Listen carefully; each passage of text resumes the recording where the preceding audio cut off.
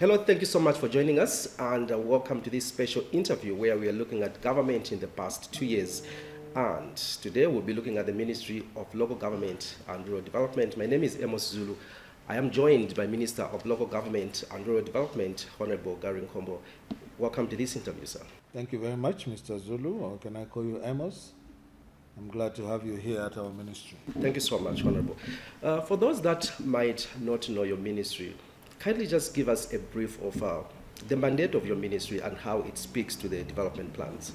Thank you very much, Amos. Our ministry has a very large mandate, which is drawn from Government Gazette number 1123 of 2021, and it involves the following: to promote an effective local governance system and facilitate the delivery of municipal services and infrastructure development through local authorities or councils in order to effectively and also efficiently contribute to the sustainable socio-economic development. At B, we have a mandate to provide an oversight and the implementation of devolved functions. As you know, we have walked the talk of the decentralization via devolution of power from the center to the district and sub-district structures, so we provide that oversight. We also facilitate for rural development and also customary affairs for improved quality of life and economic well-being of our citizens in the rural areas as well as the urban areas, and also we work towards decreasing or reducing the social inequalities. So, we are looking at the success of the Upnd government in the past 2 years. Are you able to highlight to us what your ministry has scored in the past 2 years? Yes, with pleasure. The following report will give you a detail of the priorities and also the achievement of the ministry that we think we have scored through our self-assessment toolkit through the Upnd New Dawn government for the last 2 years from August 2021 to date. The ministry's key priority areas include the alignment of the sustainable development goals that are global, and at A, rural development, the development and coordination of a framework to harmonize interventions that foster reduced inequalities and improve standards of living in the rural areas and communities. We also have targets to provide physical infrastructure to support rural development, such as crossing points in rural connectivity feeder roads. We also have accelerated, as you know, the Constituency Development Fund, which has been broadened by size and also by extent, and we are strengthening the implementation of all the components of the Constituency Development Fund for enhanced public service delivery. Customary governance, we're also promoting the welfare of chiefs as key stakeholders in our socio-economic agenda in order to reduce poverty, and also promote environmental sustainability. We are also very involved in policy as well as legislation, and we are reviewing and developing all the relevant policy and legislation in order to support the decentralization agenda. We are also involved in solid waste management, an area that has been very troubling for the country because no one in the past has actually placed a lot of attention to solid waste management. And this is an area of target to provide an enabling environment for solid waste management services to the public. We are also involved in human settlement development. We have started the formulation of the integrated development plans for sustainable cities and also communities and our societies. We are also involved in municipal infrastructure and support delivery that provides the public with infrastructure such as markets, bus stations, to ensure that a conducive environment for traders, commuters, and members of the public is sustained. We are also involved in construction and rehabilitation of roads as well as crossing points to enhance motorability and accessibility of places in our country. We're involved in the improvement of local governance and support to the decentralization agenda. And this is being done by heightening the capacity and building of local authorities in implementing devolved functions, planning, budgeting, monitoring, and evaluation, and to manage the enhanced constituency development fund. We are involved in development of a robust and also well-coordinated monitoring and evaluation and ICT systems by monitoring and evaluating all the projects in the sector for effective measurement of results of development plans and programs in light of the decentralization agenda. We are also promoting, as I said earlier on, the ICTs. Thank you. Honorable Minister, let us now talk about CDF.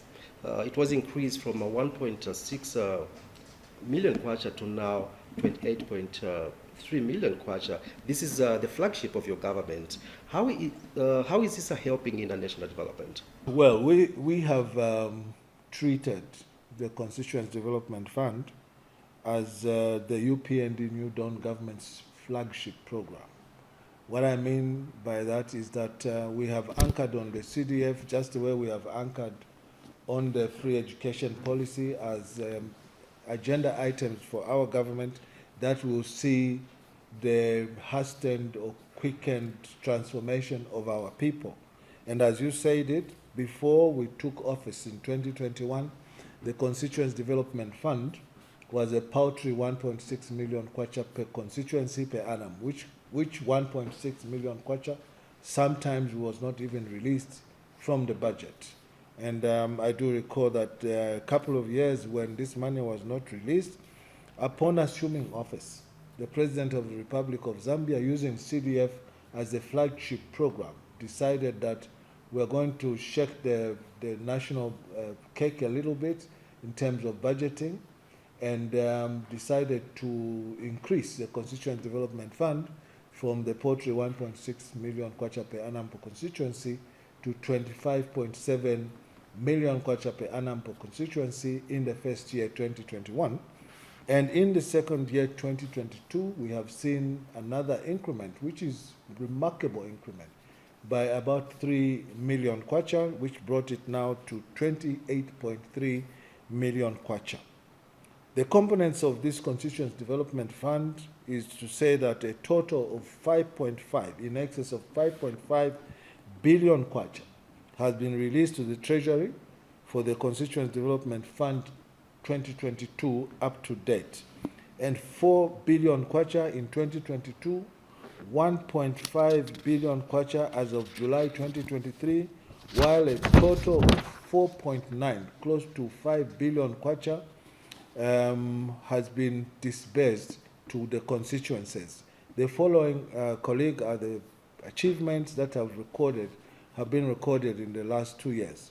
Under community projects, we have disbursed and utilized 5.7 billion kwacha, and the disaster response, we recorded 98 projects that came under disaster management or response projects.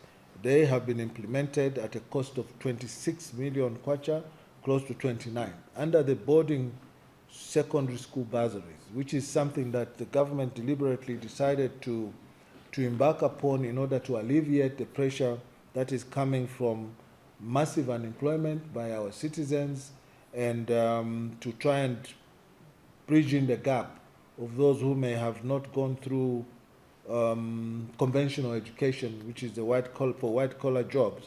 We decided that we're going to assist the parents with bursaries, and 39, close to 40,000 pupils have been supported at a cost of 123 million kwacha, 791,204.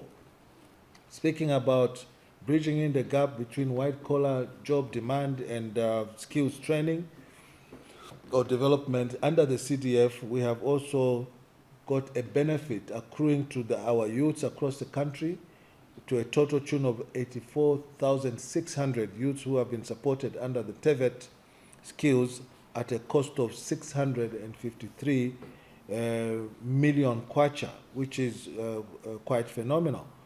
Mr. Zulu, we have also got a component of grants, which has seen 23,000, nearly 23,725 youths who are women, vulnerable communities. They have also been supported, and a total of 468 million kwacha has been put towards this achievement.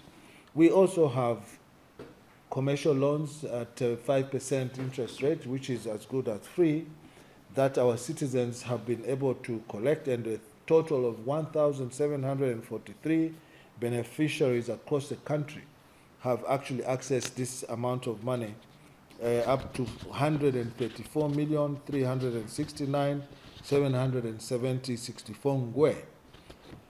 Colleague and friend, we have also, under the monitoring and evaluation that I spoke about earlier on, we managed under the CDF to buy a total of 156 motor vehicles, Toyota Land Cruisers, for the programs that are serving the monitoring and evaluation of the programs that we're backing upon.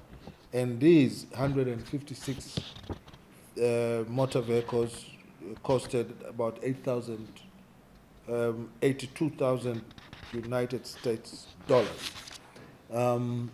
Further to this, you know very well that our learning environment in the last 10 years for our children has been a little bit adversive, that the children were sitting on the floor, and the president, upon realizing that the absorption rate of these monies under community development projects was slower than we anticipated, he gave a decree or a directive that by the year end 2024, there should be no child sitting on the floor in a classroom. And so we embarked on procurement of desks. And so far, we've got 353,000 desks across the country that have been procured using local citizens in each particular jurisdiction. That also has served as a job creation measure on part of the government. I would like to hasten now to say that the target of having no children sitting on the floor by year end, this is a tall order, because we all underestimated the deficit of desks. And so we may roll this thing over into next year, and we are hopeful that by next year we will have all the children in a correct and proper, conducive learning environment. So generally, how is the uptake of a CDF in the constituencies? You know, the idea of broadening the CDF was completely novel, new. And so in the first year, you must understand that there are certain prerequisites that needed to have happened before actually the implementation of the CDF. So admittedly, the uptake was very slow because it included first formation of the WDCs, or the Ward Development Committees, which are the committees that are the prime movers of the identification of these projects. And so the establishment of these WDCs took a long time in 2022. Some were not established until about April, May. So it means that the first quarter of 2022 was basically vanquished. It was gone at the time when the constitution of these WDCs was done. That caused part of the delay in the uptake.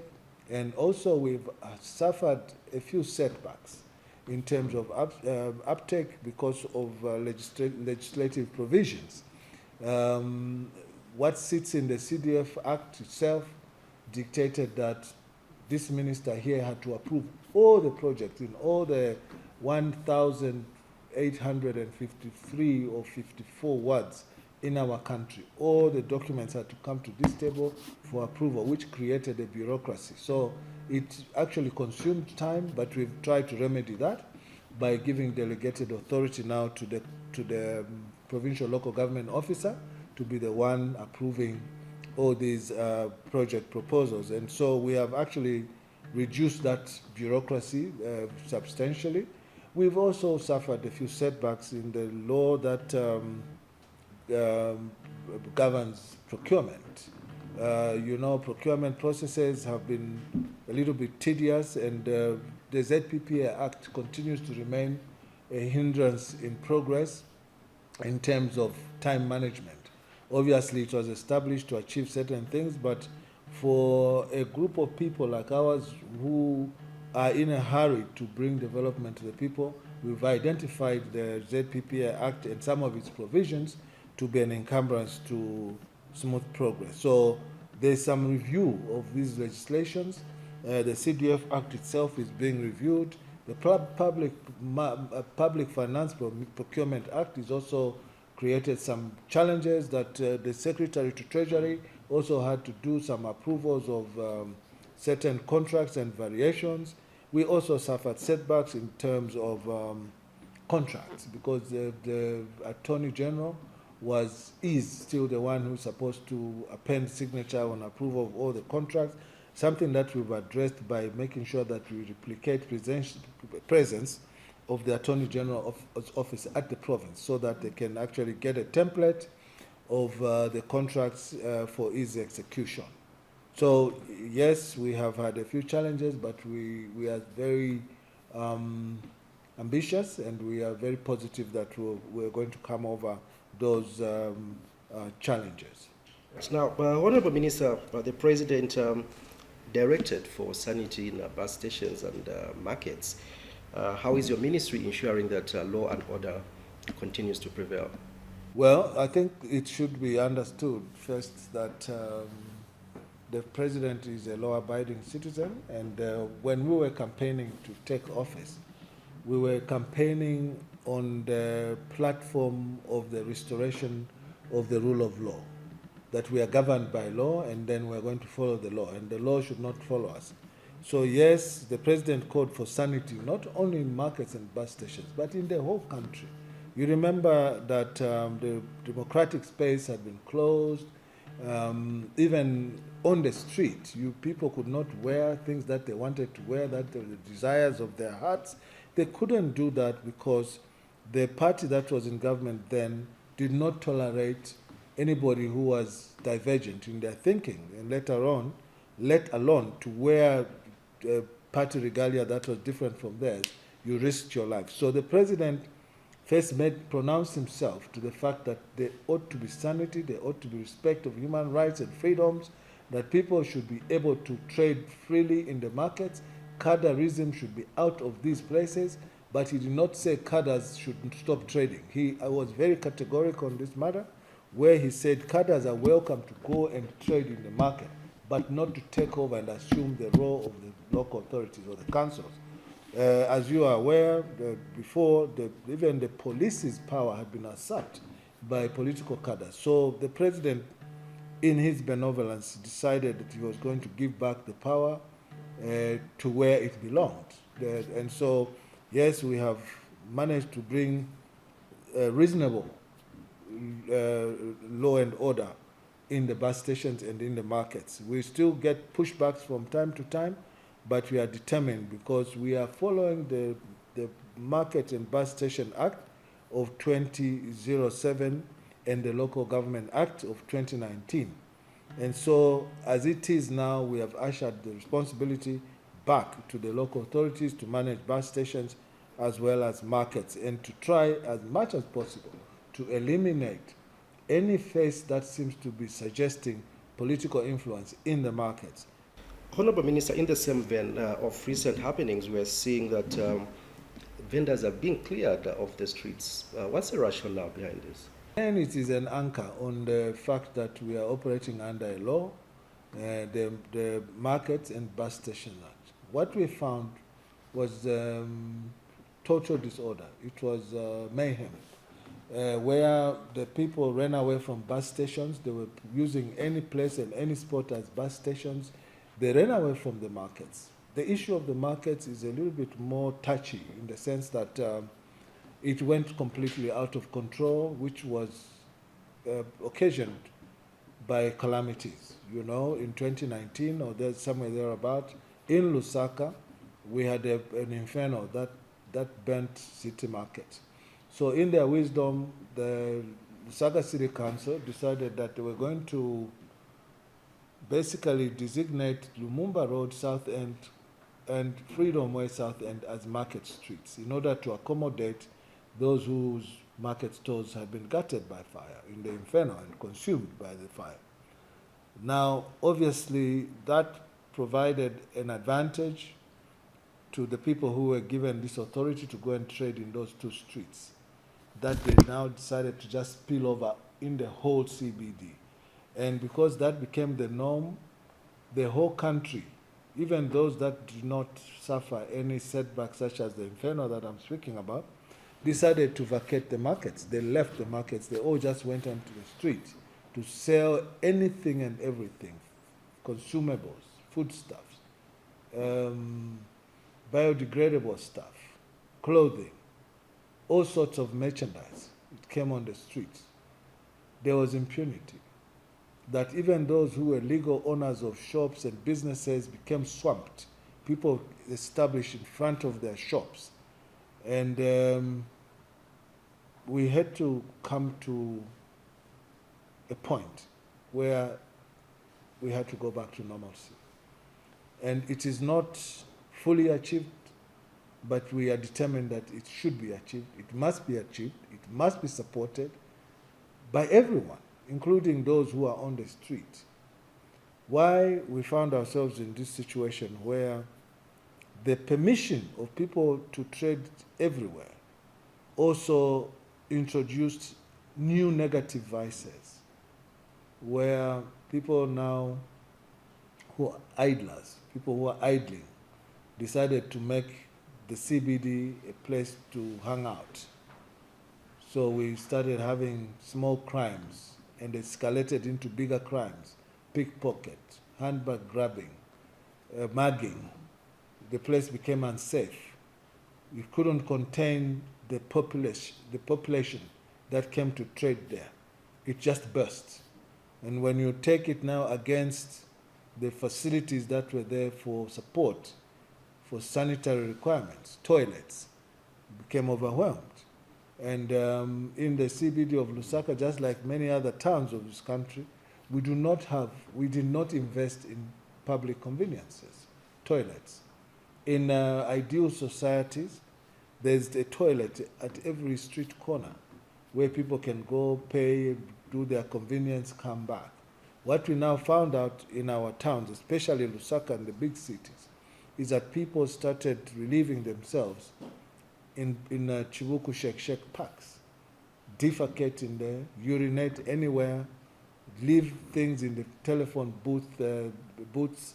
The whole place became a stench, and that came now with accelerated generation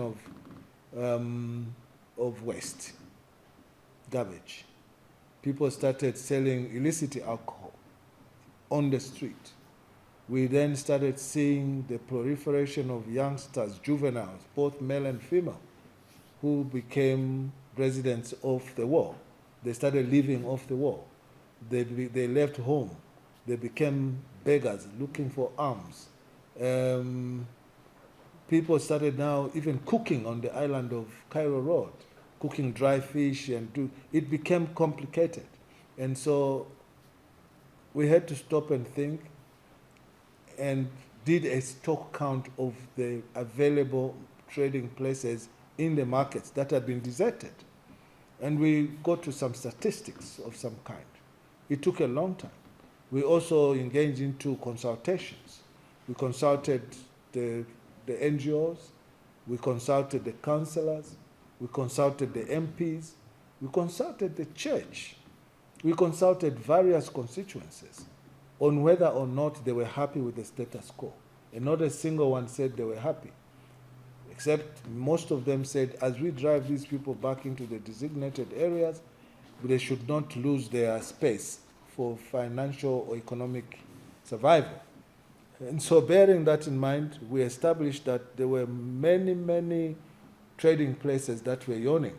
And so we then gave notice, and we decided the movement for their exodus back into the trading places.